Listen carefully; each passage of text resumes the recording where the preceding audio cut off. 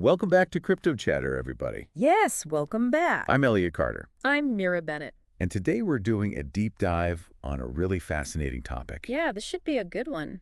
It has to do with central banks. Which, as we know, they're not exactly known for being cutting edge. They're not exactly trailblazers or innovators. Well, they like to stick to the tried and true, gold, government bonds, that kind of thing. Low risk, low reward. Exactly.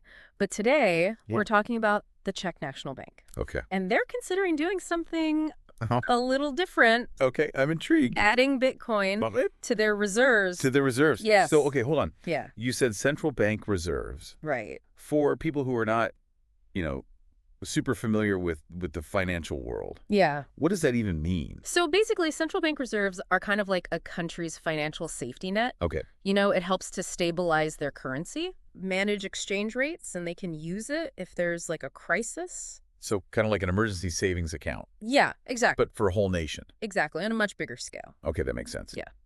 So back to the Czech Republic. Yeah. Bitcoin in the reserves. Mm-hmm. So we don't have exact numbers, but even like a small percentage of a central bank's reserves is a ton of money. It's a significant amount of money. So why is this such a big deal?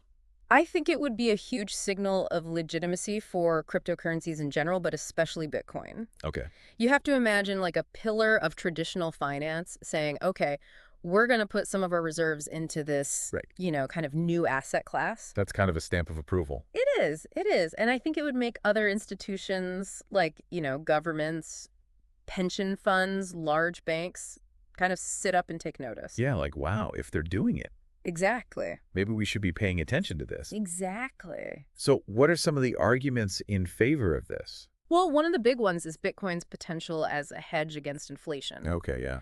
And this is a big deal for central banks because they're tasked with maintaining the value of their country's currency. Right. And we've seen a lot of, global uncertainty. Yeah.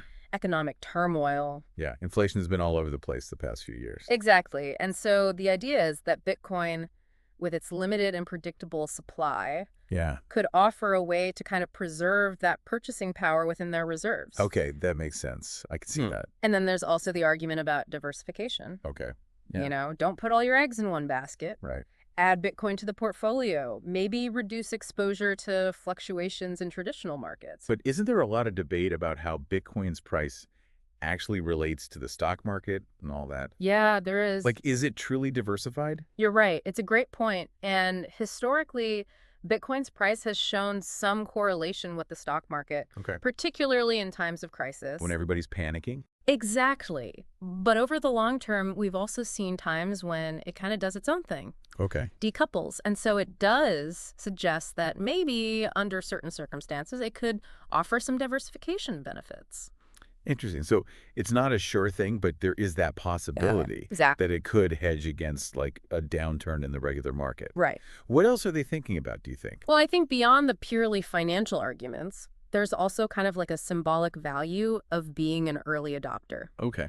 Like positioning the Czech Republic as forward-thinking, tech-savvy. So it's not just about the money, it's also about making a statement. Exactly. But of course, it's not all sunshine and roses here. No. There are some risks. There are definitely risks. So what are some of the concerns people might have?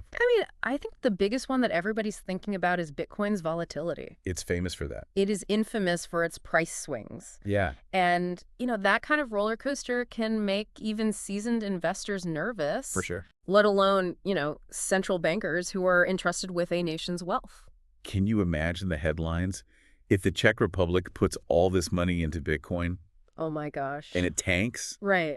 It would be a disaster. It would be a huge problem. And then on top of that, there's the whole issue of regulation. Yeah. The crypto landscape is constantly changing. It seems like every day there's a new headline. I know, and governments around the world are still trying to figure out how to approach this. Right. Some countries are focusing on taxation. Others are worried about preventing, money laundering and illicit activities. Yeah. And it's that lack of clear, consistent regulation globally that could be a real challenge for a central bank holding Bitcoin. Yeah, it is a little bit of a Wild West out there still. It is. It is. So are any other central banks thinking about this? Are there similar discussions happening elsewhere?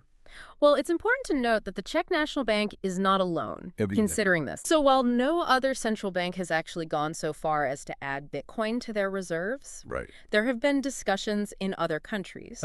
And some explorations. El Salvador, for example, a few years back made Bitcoin legal tender.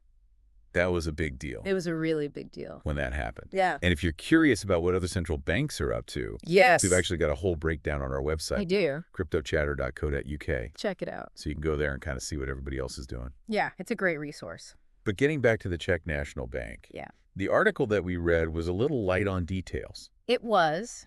What else would we need to know to really get a sense of whether this is a good idea or not?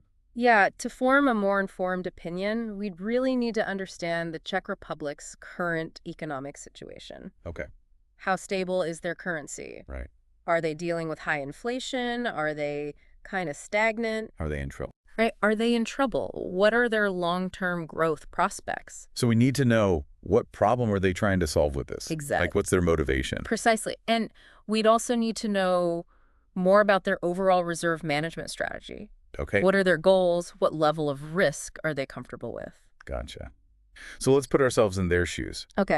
If you were advising the Czech National Bank, what would you be telling them? Oh, that's a tough one. Yeah. It would be a complex equation for sure, but I think I would start by, really analyzing their economic vulnerabilities. Seeing if Bitcoin could actually address those. But then also weighing the risks. Of course. Are they trying to reduce their reliance on the US dollar or the euro? Are they looking for what's called a safe haven asset? In case something crazy happens geopolitically? These are just some of the things that we would need to consider. It is pretty fascinating to think about. It is. The world of finance is really changing. It's evolving rapidly.